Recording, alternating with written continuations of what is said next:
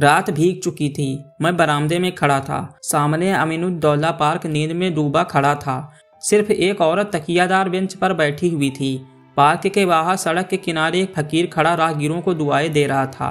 खुदा और रसूल का वास्ता, राम और भगवान का वास्ता, इस अंधे पर रहम करो। सड़क पर मोटरों और सवारियों का तांता बंद हो चुका था। इक्के दुक्के आदमी नजर आ रहे थे। फकीर की आवाज़, जो पहले नक्कार खाने में तूती की आवाज़ थी, अब खुले मैदान की बुलंद पुकार हो रही थी। एकाएक वह औरत उठी और इधर उधर चौकन्नी आंखों से देखकर फकीर के हाथ में कुछ रख दिया और फिर धीमे से कुछ कहकर एक तरफ चली गई। फकीर के हाथ में कागज का टुकड़ा नजर आया जिसे वह बार बार मल रहा था। क्या उस औरत ने यह कागज दिया है? यह क्या रहस्य है?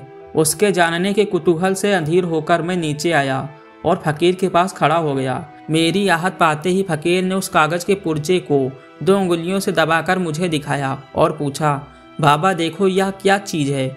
मैंने देखा, 10 रुपए का नोट था। बोला 10 रुपए का नोट है, कहाँ पाया? फकीर ने नोट को अपनी झोली में रखते हुए कहा, कोई खुदा की बंदी दे गई है। मैंने और कुछ न कहा। उस औरत की तरफ दौड़ा जो अब अंधेरे में बस एक सपना बनकर रह गई थी। वह कई गलियों में होती हुए एक टूटे फूटे गिरे पड़े मकान के दरवाजे पर रुकी, ताला खोला और अंदर चली गई। रात को कुछ पूछना ठीक न समझकर मैं लौट आया। रात भर मेरा जी उसी तरफ लगा रहा। एकदम तड़के में फिर उस गली में जा पहुंचा। मालूम हुआ वह एक अनाथ विधवा है।